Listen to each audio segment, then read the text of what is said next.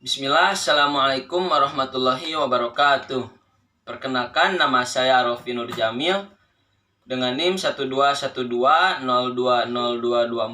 dari kelas 1F, jurusan Pendidikan Agama Islam, Fakultas Tarbiyah dan Keguruan. Tujuan dibuatnya video ini untuk memenuhi tugas ujian akhir semester mata kuliah Pendidikan Kewarganegaraan. Baik, di sini saya akan menjelaskan materi tentang perwujudan hak dan kewajiban negara. Hak asasi manusia adalah seperangkat hak yang melekat pada hakikat dan keberadaan manusia sebagai makhluk Tuhan yang Maha Esa. Dan hak asasi manusia juga merupakan anugerahnya yang wajib dihormati, dijunjung tinggi, dan dilindungi oleh negara, hukum dan pemerintahan dan setiap orang demi kehormatan dan serta pelindungan harkat dan martabat manusia. Kemudian berdasarkan pasal 27 sampai 34 Undang-Undang Dasar 1945, hak dari sebuah status kewarganegaraan Indonesia atau hak dari warga Indonesia adalah yang pertama, hak atas untuk mendapatkan sebuah pekerjaan dan penghidupan yang layak. Yang kedua, hak untuk dapat membela negara. Yang ketiga, hak untuk memberikan pendapat atau bebas berpendapat. Yang keempat, hak untuk mendapatkan kemerdekaan dan memeluk agama.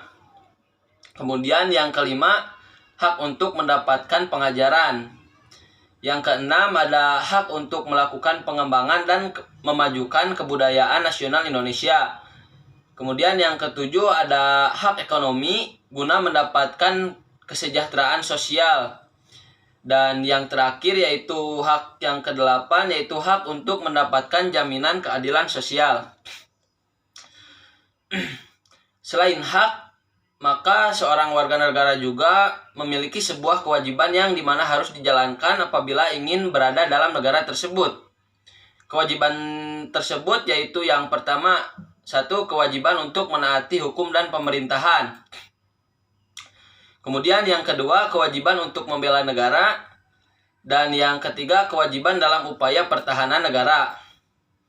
Selain hak dan kewajiban dari negara yang dimana diberikan kepada warga negara, kemudian terdapat pula sebuah hak dan juga kewajiban dari sebuah negara yang dimana diberikan kepada warga negaranya, yaitu yang pertama, hak sebuah negara untuk ditaati hukum dan pemerintah.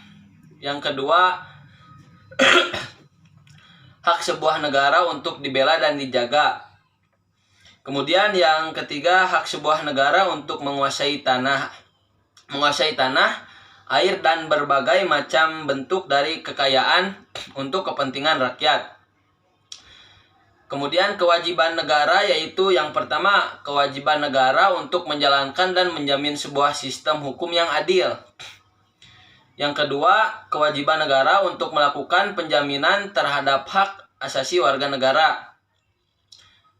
Kemudian yang ketiga yaitu kewajiban negara untuk melakukan pengembangan dalam sebuah sistem pendidikan sosial untuk rakyat. Yang keempat, ada kewajiban negara memberi sebuah jaminan sosial kepada penduduknya. Dan yang terakhir, kewajiban negara memberi kebebasan beribadah kepada penduduknya. Di sini juga dijelaskan konsep hak asasi manusia secara prinsip adalah universal.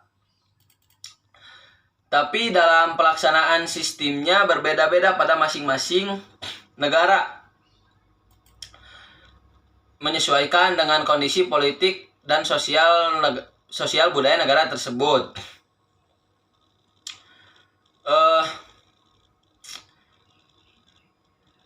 Konsep hak asasi manusia negara-negara barat sifatnya individualisme dan menitik beratkan pada hak-hak individu sehingga melahirkan liberalisme dan kapitalisme. Konsep hak asasi manusia negara komunis menitik beratkan pada hak-hak masyarakat sehingga hak individu menjadi terbatas, sementara konsep hak asasi manusia di Indonesia dilihat dari perspektif kepribadian dan pandangan hidup bangsa yaitu Pancasila, maka konsep hak asasi manusia yaitu menjaga keseimbangan antara hak-hak individu atau hak-hak masyarakat. Maka daripada itu, kita sebagai warga negara Indonesia harus membantu mewujudkan hak dan kewajiban negara kita supaya terciptanya negara yang makmur dan berkemajuan. Sekian materi yang bisa saya sampaikan tentang perwujudan hak dan kewajiban negara ini. Mohon maaf bila ada kesalahan. Wassalamualaikum warahmatullahi wabarakatuh.